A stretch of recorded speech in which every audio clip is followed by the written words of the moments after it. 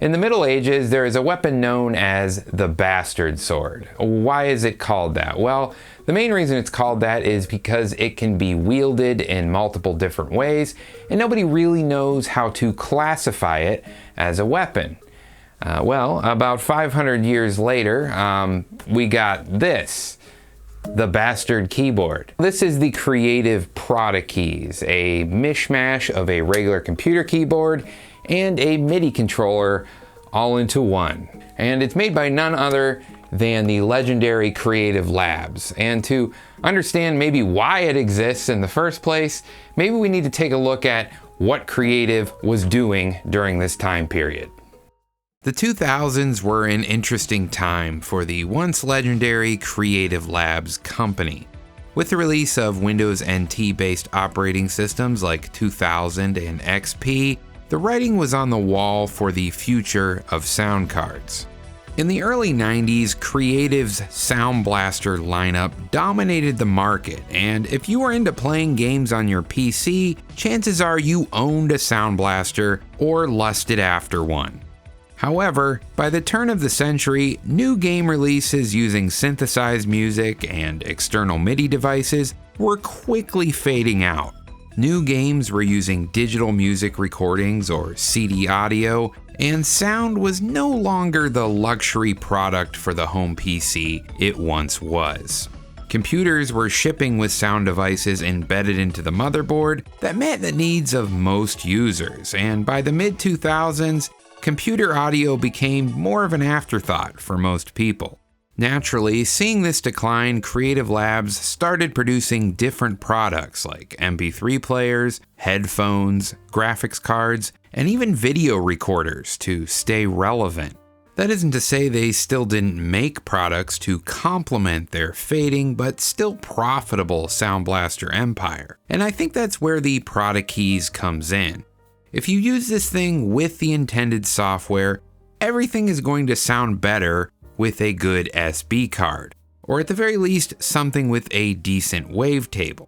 So it's possible Creative intended this to be a gateway product to get people into their sound cards.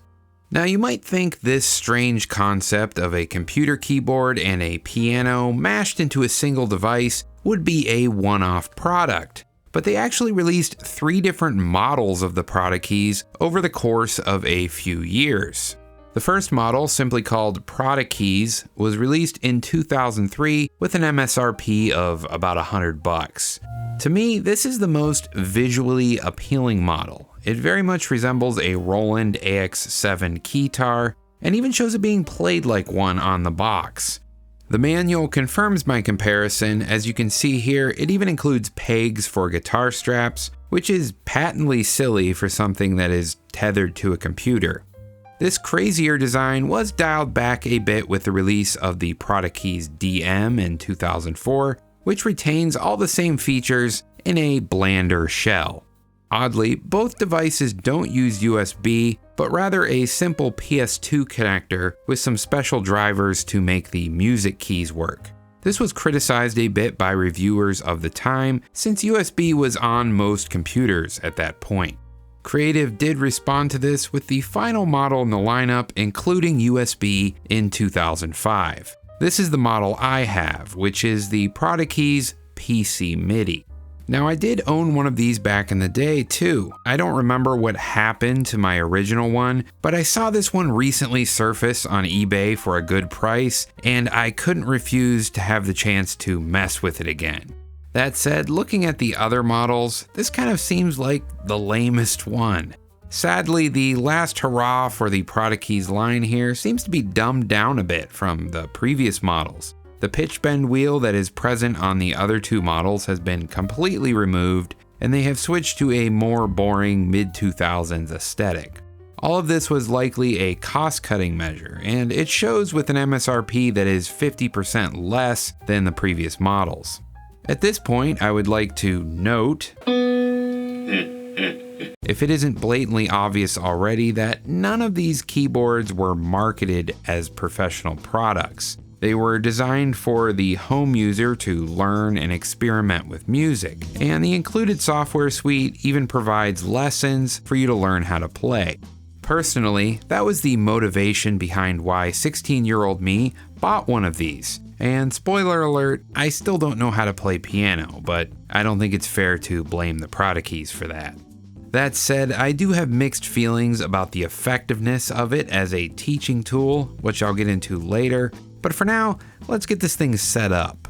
So to figure it out, let's look at this accordion manual, and you know, I'm just gonna wing it from here. I do have this completely legitimate driver CD after all, so what could go wrong?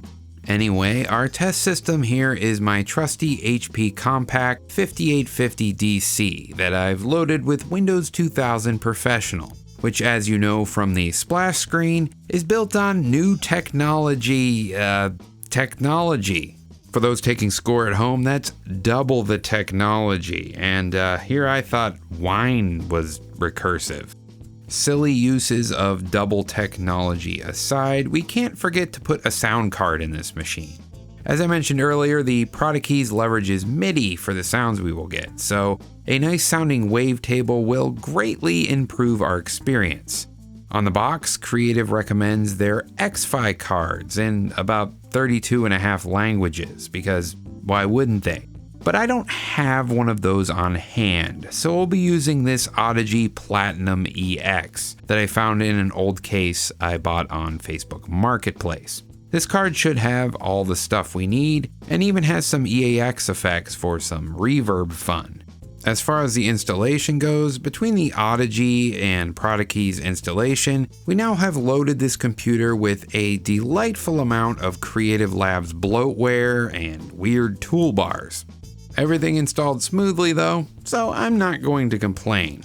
But what is it like to use this little guy? Well, let's load up some software and give it a go. So here we are with Windows 2000 and the keyboard, which I have a camera on so you can see me play it, because I'm a fantastic keyboardist, as I said earlier. Jokes aside though, let's get into this keyboard. So I have the keyboard in what I would call right now keyboard mode. All right, so yeah, this palm rest comes off pretty easily, and you know, you put it back, and when you want to use it as a keyboard, you pretty much just do that. As far as typing on it, you know, it's pretty okay. One thing I forgot to mention in the video is this has a changeable color faceplate. Here's what that looks like. Yeah, I'm not really sure the point of this. I think it's like pretty ugly with that faceplate, but there you go. If you wanted a purpley pink faceplate, you could have it if you want. One thing I really do like about this thing is it has an actual volume knob on it. Man, I wish more keyboards would have a volume knob. Not this hotkey where you press the function key and up the volume, no. A real like volume knob or wheel. I mean, how hard is this? It's just a mouse wheel on here. It just makes it so much nicer. You can click it to mute. I don't know, it's kind of sick. I like it. But let's get to the other functions of the keyboard. So to bring up the main thing for the keyboard, you press this little keyboard key. This brings up the launcher, and going on with the hotkeys, you have the hotkeys manager here, and you can change any of these to launch anything you want. Pretty handy. And you can also even use the music keys to launch programs and stuff. But let's get to the more fun features. No one wants to hear about hotkeys and the typing experience on a keyboard from 2005. Well, maybe they do, but I don't know. So the first thing is the mini keyboard. And I said mini, not MIDI. So if we take this off here, we have a keyboard.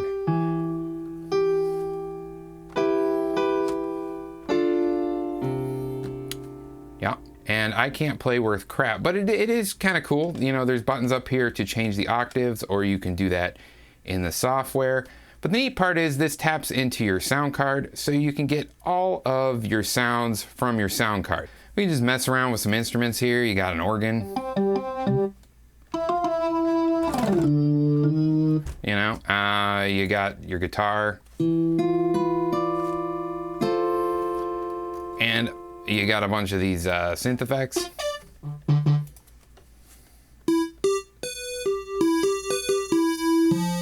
Interestingly, you have the drums, and The drums were something that was advertised a lot on this thing. There was actually 2 demonstrators. One of them actually went viral on the internet. I forget what his name is. I'll put him up on the screen right now, but yeah, he had this crazy drum solo on this thing, and it kind of went viral, and he actually made a follow-up video on it years later about how it affected his life and stuff. Kind of interesting, but yeah, the drums on this actually sound really good if you have a Sound Blaster card. This is rock and roll. I don't know, it's kind of cool. Kind of usable drum sounds. For synthesized MIDI sounds, I think the drums sound really cool on this. And while we're talking about MIDI files, you can actually record your own here with the little thing up here in the corner. And there, we'll just do some drums. How about that? So I can hit record, and then I can, do stuff.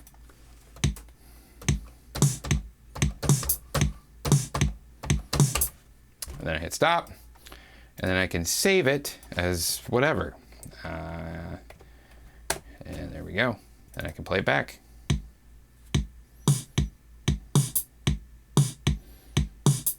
And you could make music this way. If you wanted to. It's not like the most productive way to make music, even in 2005 or whenever this thing came out. But let's check out some of the other features of this baby. So you have Funmix, and even for someone who's lame at keyboard like me, this is kind of cool. So you have all these little presets of stuff you can do, and you pretty much just press buttons and anything you do just kind of works. It's kind of like in Sony Acid, how you can just drag samples and they just kind of sound good no matter what you do.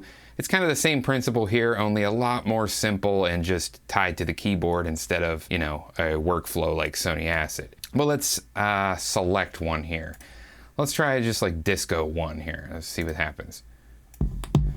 So as you can see, I can just start the drums there. I can push this other key. Then I can hit the bass. Yeah.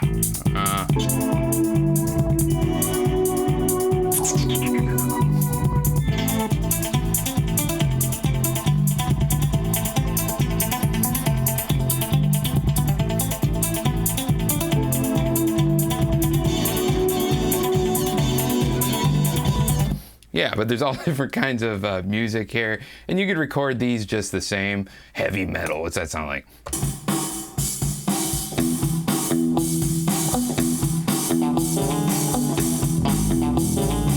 It's not very metal. That sounds like rockabilly. World. Oh, okay. Let's see what these sound like.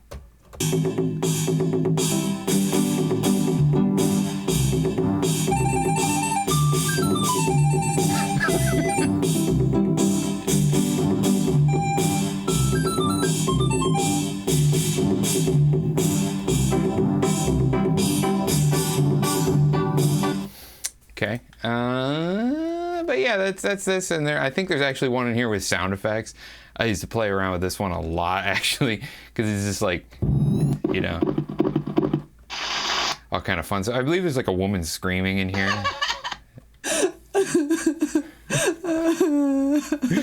Oh, it's terrible.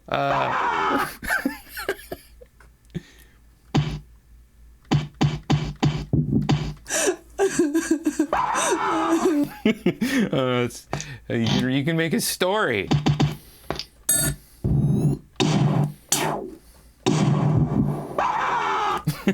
I don't know. I like that one. It's kind of fun. I did that a lot as a kid, particularly this one. Only I didn't press the keyboard. Anyway, so let's move on here to some other stuff. So Easynotes is kind of the one which is the lessons where you can actually learn how to play the piano. And I was saying there's something wrong with this, and I'll just kind of show you. So let's do it. So this is Easynotes, and as you can see, you can choose different songs in here. You can actually import your own MIDI files as well, which is actually pretty cool. You can learn different songs. The problem with that is there's usually not enough keyboard space to learn songs properly without swapping octaves halfway through. So it really only shows you how to play with one hand mostly on this thing, just because it's, I don't know, kind of limited. But let's just select the first lesson, and I guess I'll go into it here. So the first lesson basically just plays the song. So let's do that.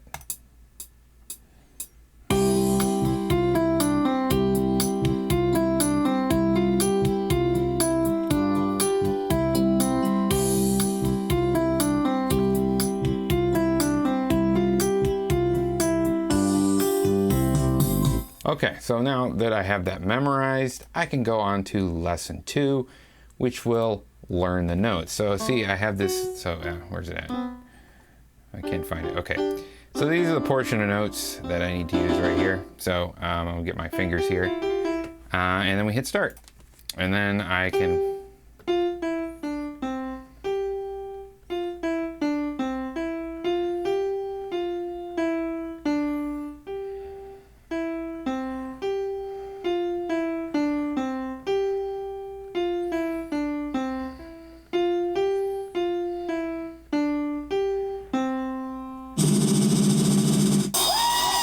and then it rates me on my note accuracy. Okay, and then we go to the next lesson, which would be learning the notes with rhythm. So we'll see how this goes. This is going to be terrible.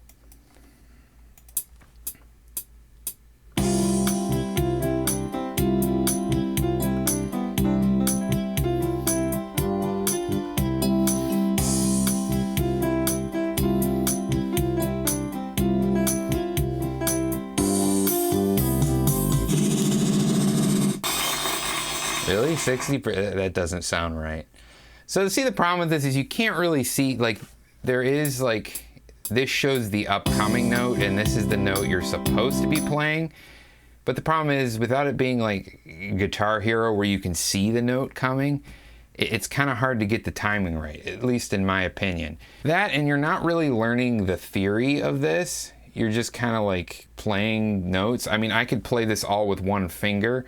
That's not really going to teach me proper technique for playing a piano. You know, I feel like there needs to be more tutorials on like how to actually hold your hands with the keys, like, you know, like a real piano teacher would do. This just kind of works off of playing everything note for note, and you're not really learning any theory or any like principles that will help you learn to play better. It's just you learn this song and you memorize it, I guess. And that's really my biggest problem. Like guitar, I feel like you can learn like this more and like be okay, but like piano, I feel like you need to know theory. And even in the guitar, you need to know how to place your fingers. Otherwise, muscle memory is going to take over and you're just going to learn things wrong. And it's a lot harder to undo that if you keep learning it wrong. So that's where I think this kind of fails. But, you know, you go in here and you learn it, and then at the end, you're supposed to be able to play the whole thing by yourself. And it does rate it at the end, you know, your note accuracy. I do appreciate that. But as far as learning the piano, I don't really think it's that effective. It is neat in here that you can import MIDI files, so you can, you know, learn any song you want. Like, you know, you could load a completely normal song like this.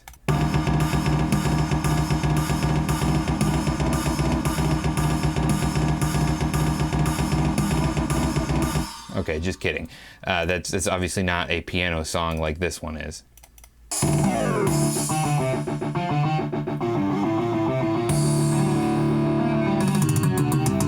And then last we have the product tutorial. It shows you how to use the thing, which is basically what I just said. And then it shows a bunch of creative products, like I sort of mentioned at the beginning of the video. This thing was designed to be like, oh, hey, you have this, you need to get a better sound blaster and headphones so it sounds better. You know, it's kind of Creative's thing. And, you know, Creative was doing a ton of stuff at this time period, and none of it really worked, as we see. You know, the fate of Creative today is they don't really do much. But with this thing being a full MIDI controller, you can use it with other programs that use MIDI. So like a DAW, for instance. So that's weird.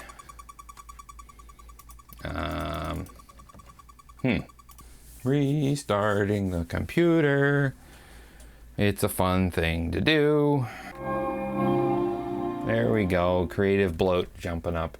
So we have insert a new track, set our MIDI device to the Prodikeys, There we go, we're getting note powers. And let's try this Devo synth. And here we go. So now I can use this thing with the Prodikeys. Not that I'm good at playing it, but...